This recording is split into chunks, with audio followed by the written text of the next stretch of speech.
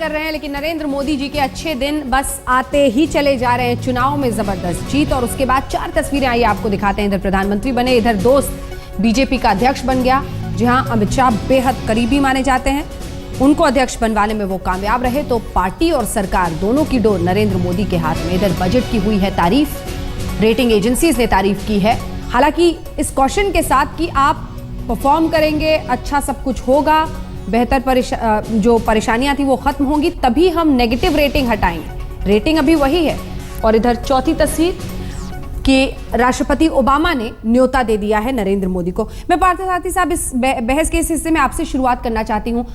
Obama जी के न्योते के पीछे क्या है, इन रेटिंग एजेंसीज के इस प्रशंसा के पीछे क्या है, अमेरिका क्या चाहता है? देखिए, अमेरिका तो सर्वप्रथम देश रहना चाहता है दुनिया में। हाँ। और मैं नहीं समझता हूं कि उनके साथ बेकार अच्छे रिश्ते नहीं रखना हमारे राष्ट्रीय हित में है, लेकिन साथ हमें सर भी नहीं झुकाना चाहिए उनके सामने या किसी के सामने। मैं समझता हूं कि सबसे महत्वपूर्ण समझौता जो अमेरिका के साथ हुआ है वो डॉक्टर मनमोहन सिंह ने किया, जब उनके प्रयास से दुनिया भर के प्रतिबंध जो हमारे परमाणु अस्त्र प्रोग्राम में थे, परमाणु प्रोग्राम में थे, वो हटाए गए थे। तो वो शीत युद्ध के बाद उन्होंने ये समझ लिया है कि सबसे बड़े लोकतंत्र हम हैं देश में, और उनके राष्ट्रीय हित में है कि उनके साथ, हमारे साथ अच्छे समझौते रखें, रिश्ते रखें। तो प्रयास हमारा यही रहेगा और उनकी भी यही इच्छा है। जरूर इसका मतलब ये नहीं, जैसे कि मैंने कहा कि सर झुकाएं, लेकिन मैं समझता हूं कि पिछले 3-4 साल से वो बहुत निराश हो गए थे हमारे साथ। ये शुरू हुआ कॉमनवेल्थ गेम्स के समय में, जब हमारी छवि पर बहुत बुरा असर पड़ा, जिस तरह इसके इंतजाम हमने की। उसके बाद जो भी हमने आर्थिक कदम उठाए और आर्थिक प्रगति की गति जो गिरी, उससे निराश हो गए। मेरे ख्याल में वो समझते हैं कि इस नए सरकार के साथ आर्थिक प्रगति की गति बढ़ेगी। दूसरी बात यह है कि पूंजी निवेश के लिए प्रोत्साहित करने के लिए इन्होंने कदम उठाई है, लेकिन विरोध के बावजूद उन्होंने रिटेल पर FDI पर कोई प्रतिबंध नहीं लगाए। मैं ये समझता हूं कि समझदारी है, क्योंकि अगर बीजेपी को पसंद नहीं तो जिन प्रांतों में वो राज्य करते वहां ना लागू करें। लेकिन ऐसे कई प्रांत हैं जो चाहते हैं, और मोदी साहब कोऑपरेटिव फेडरलिज्म के बारे में बात करते हैं। तो और वॉलमार्ट जैसी कंपनियां इंतजार कर रही हैं। अगर वो तमिलनाडु में जाएं और गुजरात में जाएं और कहीं नहीं, तो क्या जा रही हैं, छोड़कर जा रही हैं।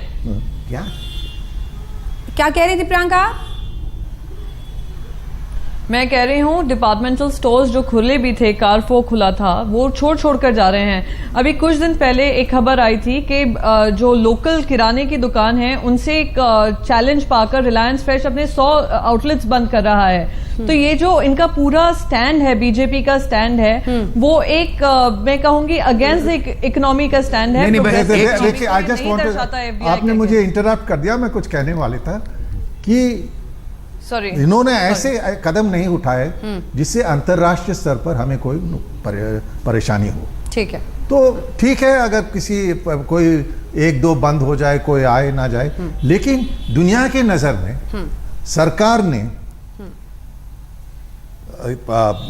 सत्ताधारी पार्टी के विरोध के बावजूद उस लेजिस्लेशन को नहीं निकाला जी। तो अच्छी बात है, अच्छा संदेश जाता है अंतरराष्ट्रीय पूंजी निवेश। एक चीज मैं कह देता हूं कि देखिए, ये जो आप FDI एंड रिटेल जो कह रहे हैं, मैं बाहर गया हूं, अमेरिका भी गया हूं, UK, कोई भी नहीं इससे कह रहे कि मैं इन्वेस्ट नहीं करूंगा इंडिया में। आप फंडामेंटल रीजन आप भूल रहे हैं कि आपके retrospective tax, stability in the legal system, stability in law, वो क्वेश्चन कर रहे थे कि इस गवर्नमेंट के हाथ में ये सब चीज बदल रहे हैं। एक बार चाइना एक डिक्टेटरशिप है, इन्वेस्टमेंट क्यों जाती है वहां पे? क्योंकि एक स्टेबिलिटी है। अगर आप कोalition गवर्नमेंट की भी बात करते हैं, तो मनमोहन सिंह जब प्राइम मिनिस्टर थे और राहुल गांधी ने उनका पेपर फाड़ दिया था, देखें अगर मोदी का कोई पेपर फाड़ता है, अगर वो सीट पे बैठे रहेंगे, वो कोalition का थिंग नहीं था। आपके तो बिल्कुल विली टूट गई थी कि हम बैठे रहेंगे यहाँ, चाहे जो मर्जी वही को आपसे करना बार बार करते अलग भी रहिए। कह रहे हैं, अगर So, कोalition you का can't खेल blame नहीं है, coalition बहुत for सारे बोल everything. रिफॉर्म्स ला सकते थे। You can't ये keep blame शर्मनाक है कि coalition. बजट ने कोई बोल रिफॉर्म्स नहीं लाए, कोई बिग टिकट रिफॉर्म्स नहीं लाए, जिसकी बात नरेंद्र मोदी करते रहते थे। आपके पास बहुमत की सरकार है, आपके पास सारा आपके सपोर्ट पास है, कोalition तो के ऐसा साथ क्यों भी है तो कि जो बहुमत big थी। ticket reforms की No, वो no, बात one करते थे, second. Are नहीं you किया saying है? you were running अरे the coalition government के तो हम without? भी challenges No, आपको no, बता one रहे हैं। second. Were और you coalition running the चलाने government के without a लिए majority with your coalition partners? ये रिजल्ट ने भुगत दिया है, हमने रिजल्ट भुगता है और Then- हम ऑपोजिशन में बैठे हैं। अब आपके पास सरकार है, आपके पास बहुमत है, आपके पास सबका वर्ल्ड का कॉन्फिडेंस तो वो है, करेंगे ना। क्यों आप बिग टिकट रिफॉर्म से डर रहे हैं? ठीक क्यों है, पीछे हटे? तो क्यों you see Priyanka what ji they want to do? सारे प्रियंका बिग जी, टिकट रिफॉर्म्स वो की बात देखें आप क्या नरेंद्र कर रहे मोदी हैं। करते थे, अरुण जेटली जी करते नहीं, थे। देखिए आपने क्यों एक नहीं अच्छा रखा? पॉइंट रेस किया था कि 49% नहीं इज नॉट इनफ। एक आप जाके पार्लियामेंट में बोलिए ना कि 74% कर दीजिए, फिर देखिए अगर बीजेपी सुनती है कि नहीं। सुधांशु जी कुछ बोलना चाह रहे हैं, पहले अपनी बात रख लीजिए, अब लौटूंगी प्रियंका आपके पास। हाँ सुधांशु जी। देखिए मेरा ये कहना है हाँ कि कांग्रेस, जैसे सुनील अलग जी ने जो बोला उसी को थोड़ा और भी आगे बढ़ाने की बात करता हूं। यदि कांग्रेस को ये लगता है कि हम किसी भी चीज के ऊपर कोई अमेरिका के उससे बड़े प्रसन्न हो रहे हैं, ऐसी बात नहीं है। अगर आप देखें तो अमेरिका के खिलाफ तो सबसे ज्यादा स्टैंड पिछले 15 सालों में न्यूक्लियर विस्फोट हो, न्यूक्लियर डील हो, एफडीआई इन रिटेल हो, उस पर सब पे हम कायम है। अगर अप्रसन्न करने वाले सब निर्णय लिए तो हमने लिए, फिर भी वो हमारे पक्ष में क्यों बोल रहे हैं? ये तो इनको विचार करना चाहिए। अभी सुनील अलग जी ने जो बात कही, फॉरगेट अबाउट कोलिशन, अरे आपके प्रधानमंत्री की इतनी सरेआम बेइज्जती कि अध्यादेश फाड़ दिया जाए, ताल कटोरा स्टेडियम में उसे आदेश दिया जाए कि हमें 3 सिलेंडर चाहिए। अरे भाई आप अंदर बैठ के कैबिनेट में निर्णय करवा सकते थे चुपचाप, कि वो सरकार को श्रेय जाता। जब आप सरकार के स्ट्रक्चर को ऊपर से नीचे तक इतना कमजोर, लचर और प्रभावहीन सिद्ध करने में लग जाएंगे जनता के सामने, तो विदेशी एजेंसियों का कैसे कॉन्फिडेंस आप में होगा?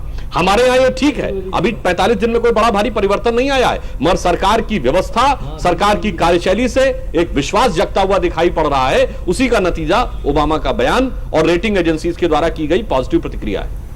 प्रियंका जी, अब इन तमाम सवालों का जवाब दीजिए। आपकी पार्टी में तो जो चाहिए होता था राहुल गांधी जी से बुलवा लीजिए, वो हो जाता था, मनमोहन सिंह जी फौरन मानते थे। खैर उस बात को हटा दीजिए। सवाल ये है कि रेट्रोस्पेक्टिव टैक्स या फिर तमाम ऐसे कदम जिस तरह से भारत की छवि गिरती, आप ही के खुद के वित्त मंत्री, आप ही के खुद के 2 अलग अलग वित्त मंत्री कहते थे, एक साहब कहते थे कि हाँ ये टैक्स लगना चाहिए, एक साहब कहने लगे नहीं इस पर फिर से सोचने की जरूरत है। ये जो आपने एक्सपेरिमेंट का अखाड़ा भारतीय अर्थव्यवस्था को बना दिया, इससे कितना नुकसान हुआ, इस बात का हमारी आवाज कट गई है शायद। प्रियंका क्या आप मुझे सुन पा रही हैं?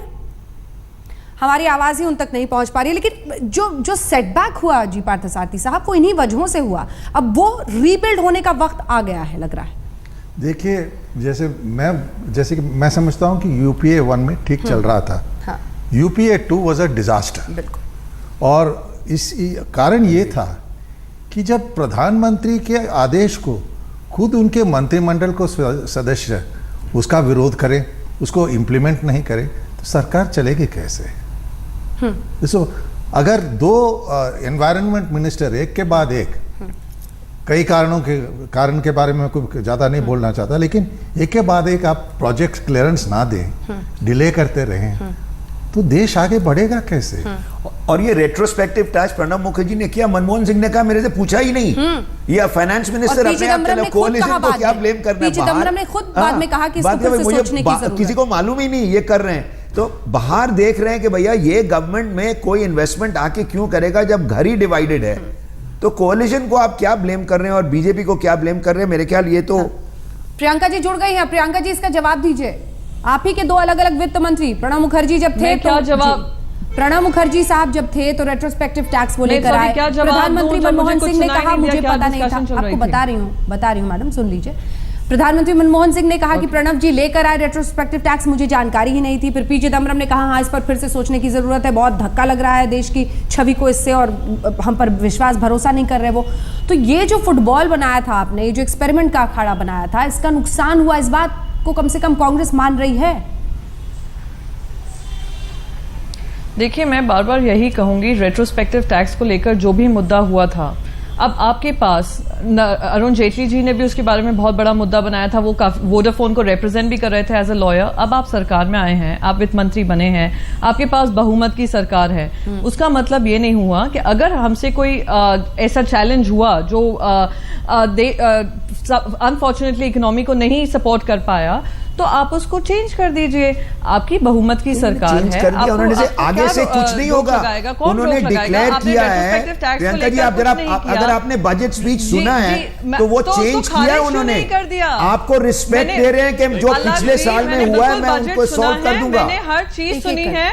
उन्होंने करंट केसेस को एक कमिटी को रिफर करने को कहा है, और फ्यूचर में जो भी अगर ऐसे केसेस होंगे कमिटी को प्लीज रिफर किया रीड जाएगा। बिटवीन द तो लाइंस। आप अलग जी he is not letting the previous government down. He doesn't want to change the image of India. Reading between the lines. Oh, man, मुझे she's नहीं just gonna समझ में आ carry रहा on. Reading between the lines क्या होता है। What is that? या तो It's आप करते basically हैं, saying या तो let's खारिज settle the करते हैं, या आप past. उसको From रखते now हैं। on, they'll उन्हें be, you are खारिज saying नहीं he's किया not है। taken any अलग जी action. उन्होंने कुछ खारिज नहीं You are किया है। carrying on. What is he saying in future? There will be no retrospective tax. retrospective tax जाएगा। एक सेकंड, चीखने पे फिर कोई नहीं केसेस सुन आएंगे पाएगा। नहीं, सुधांशु अगर द्विवेदी जी, केसेस आए तो वो कमिटी को रिफर किए हाँ जाएंगे। प्रियंका जी, आप सुधांशु जी, difference एक समझ सेकंड, गए। सुधांशु जी सवाल सिर्फ इतना है, बहुत छोटा सा सवाल छोटा सा जवाब, कि उसी रेट्रोस्पेक्टिव टैक्स के कॉन्टेक्स्ट में उन्होंने आखिरी में कहा है अंडर ऑर्डिनरी सिचुएशंस, मतलब एक चोर रास्ता छूट गया है। सवाल नंबर 1। सवाल नंबर 2, जो पुराने केसेस हैं वो खैर चलिए कोर्ट के माथत वो जब सेटल हो जाए तो हो जाए, लेकिन ये जो एक रास्ता छोड़ दिया कंक्लूसिवली उसको खत्म नहीं किया गया है। देखिए, इसमें 3 पॉइंट बहुत ही सिग्निफिकेंट हैं। जो रेट्रोस्पेक्टिव टैक्सेशन या भूतलक्षी प्रभाव से कर निर्धारण की बात कही गई है, उसमें पहली बात वित्त मंत्री जी ने यह कहा कि हम आगे से इसका प्रयोग नहीं करेंगे।